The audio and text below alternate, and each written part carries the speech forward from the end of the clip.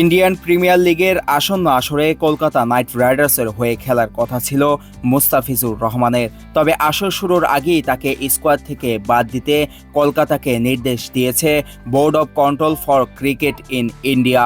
বোর্ডের নির্দেশ মেনে বাংলাদেশি এই পেসারকে বাদ দেওয়ার ঘোষণা দিয়েছে ফ্র্যাঞ্চাইজিটি। মূলত নিরাপত্তার শঙ্কায় মুস্তাফিজকে আইপিএলে খেলার অনুমতি দিচ্ছে না ভারত সরকার।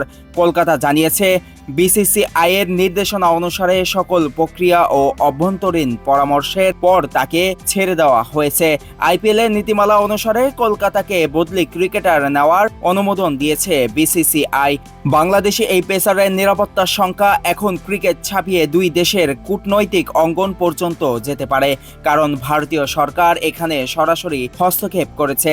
ক্রিকেটীয় বিষয়ে ভারত সরকারের হস্তক্ষেপের ফলে দুই দেশের ক্রিকেট বন্ধনে ফাটল ধরবে। কেউ কেউ প্রশ্ন তুলেছেন, ভারত যদি একজন বাংলাদেশি ক্রিকেটারের নিরাপত্তা নিশ্চিত করতে না পারে, তাহলে আসন্ন টি-20 বিশ্বকাপে পুরো বাংলাদেশ দলকে কিভাবে নিরাপত্তা দেবে?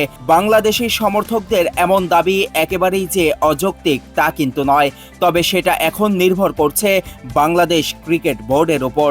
বিসিবি পরিচালক আমজাদ হোসেন ভারতের মাটিতে টি-20 বিশ্বকাপ খেলা নিয়ে বলেন, আইসিসির একটা সিকিউরিটি প্রোটোকল গাইডলাইন আছে, তারা দেখবে।